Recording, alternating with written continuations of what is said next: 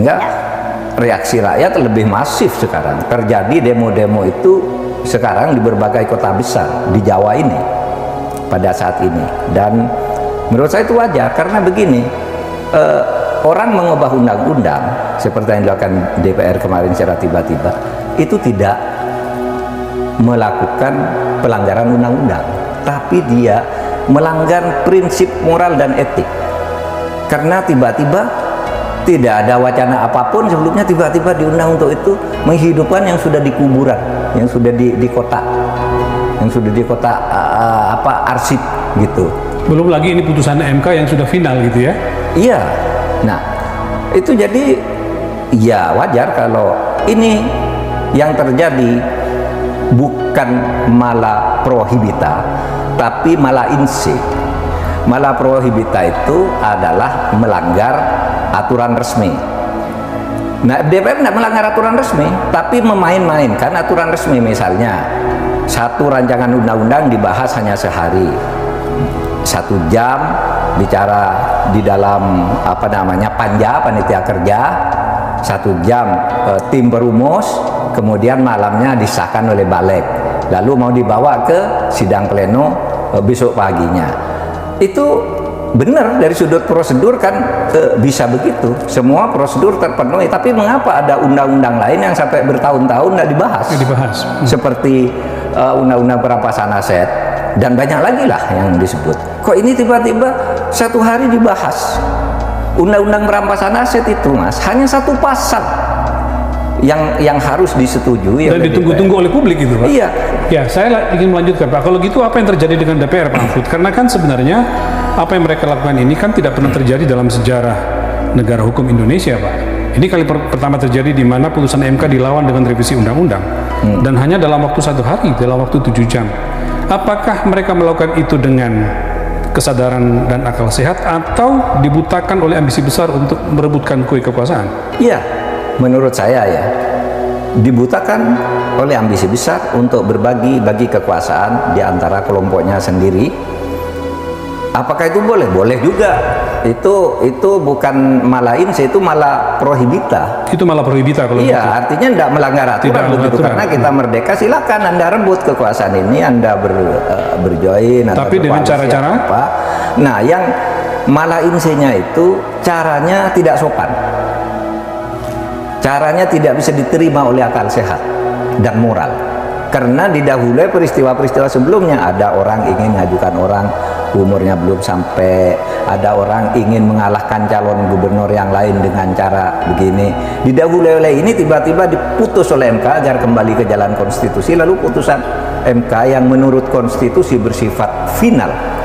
Final itu artinya tidak bisa dilawan dengan cara hukum apapun dan langsung berlaku, tiba-tiba dipotong dengan pembahasan rancangan undang-undang secara tiba-tiba yang dulu sudah sebenarnya masuk kotak, baru muncul lagi sesudah ada putusan. Pak, saya meluruskan tentang final tadi itu rupanya diatur dalam Undang-Undang Dasar 45 ya, Pak ya? Iya, pasal 24C ayat 1 bahwa Mahkamah Konstitusi mengadili itu yang putusannya bersifat mengadili pada tingkat pertama dan terakhir yang putusannya bersifat final. Undang-Undang Dasar 45 pasal 24C. Pasal 24C ayat 1. Itulah yang mungkin menyebabkan bahwa ini bukan semata-mata pelanggaran hukum, tetapi ini pembangkangan konstitusi karena itu, Pak. Iya, pembangkangan konstitusi gitu.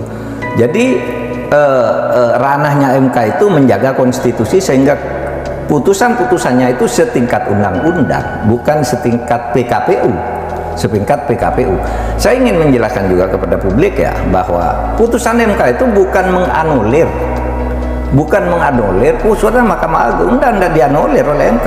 MK tidak menganulir itu, tetapi bahwa undang-undang yang berlaku adalah ini, semua yang tidak sesuai dengan putusan MK itu artinya batal dengan sendirinya, tidak boleh berlaku dengan sendirinya. Apakah itu vonis Mahkamah Agung, apa itu Artinya keputusan dalam Presiden. konteks itu maka tidak tepat untuk mengatakan mana sih yang lebih tinggi kalau begitu, apa keputusan MK atau MA gitu ya kan? Nggak ada, sama-sama tinggi. Sama-sama tinggi. Cuma batas wewenangnya beda. Beda. Kalau MK itu menentukan isi undang-undang yang berlaku yang mana sesuai konstitusi, kalau Mahkamah Agung itu menentukan yang di bawah konstitusi itu terhadap undang-undang. Nah, ternyata undang-undang yang oleh Mahkamah Agung diuji ini, ya, KPU yang diuji Mahkamah Agung ini, ternyata kata MK ini yang benar. Oleh sebab itu tidak perlu menyebut bahwa putusan Mahkamah Agung itu dibatalkan MK. Tidak ada, sama-sama berlaku tapi dengan sendirinya. Kalau MK menyatakan ini tafsir konstitusi yang benar, maka putusan apapun, apa putusan Presiden, Mahkamah Agung, keputusan DPR yang tidak dalam bentuk undang, itu batal sendirinya kalau bertentangan dengan undang-undang yang kata MK ini yang benar. Kan gitu aja. Kalau dikatakan itu seperti itu dan itu melanggar pasal apa tadi, kewenangan MK, ya, Undang-Undang Dasar 45 pasal 24C ayat 1 itu artinya berarti apa konsekuensinya bagi DPR, Pak? Kalau itu memang terbukti dia melanggar itu. Ya seharusnya tidak boleh, karena kalau itu dia langgar akan menimbulkan kekisruhan hukum seperti yang terjadi sekarang. Itu dampaknya ya? Iya, dampaknya gitu. Kita kan tidak boleh juga memecat DPR kan. Dan saya katakan tadi, DPR melakukan itu tidak melanggar prohibita, tidak melakukan apa yang disebut mala prohibita, yaitu melanggar aturan, tapi dia melanggar moral. Dan kalau melanggar moral, lawan secara moral, seperti demo besar-besaran yang terjadi itu moral, sampai selesai adu-adu aja, ya kan, dia melanggar moral. Artinya dia berhadapan dengan rakyat. Karena juga orang demo juga tidak melanggar undang-undang, tidak malah inse.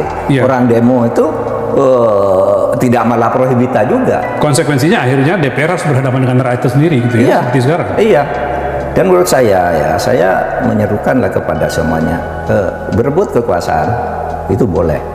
Kita merdeka itu justru agar orang bisa berebut kekuasaan di negaranya sendiri, bukan dibunuh hak untuk berkuasa oleh penjajah dulu. Sesudah merdeka boleh berebut, tetapi ikuti aturan konstitusi, jaga moralitas dan etika agar bangsa ini menjadi lebih maju, ya, dan Indonesia tentu saja itu akan selamat perjalanannya menuju Indonesia emas. Kalau begini-gini ini. Oke, Bateran kembali lagi di channel GR 2045. Salam inspirasi, salam NKRI, harga mati.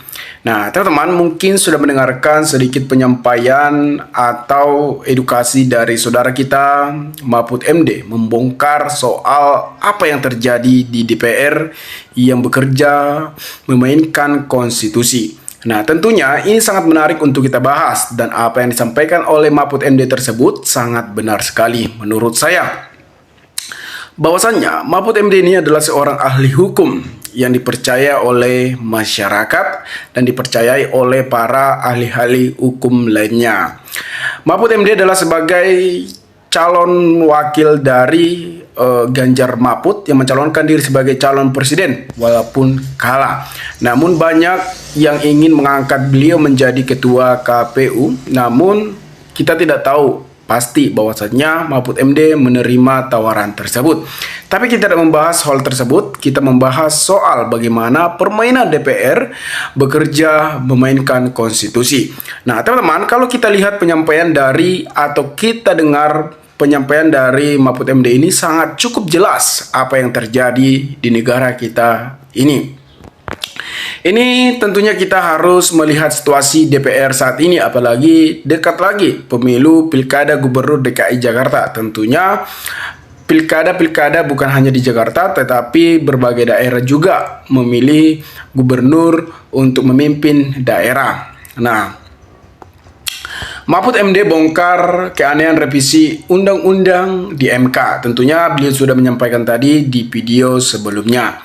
Revisi UU MK dinilai berpotensi mengganggu independensi hakim. Nah, mantan Menteri Koordinator, bahwasannya beliau ini adalah mantan Koordinator Politik Hukum dan Keamanan. Makanya saya bilang tadi bahwasannya kepercayaan masyarakat terhadap Mahfud MD ini sangat besar karena beliau sangat jujur untuk dalam bekerja.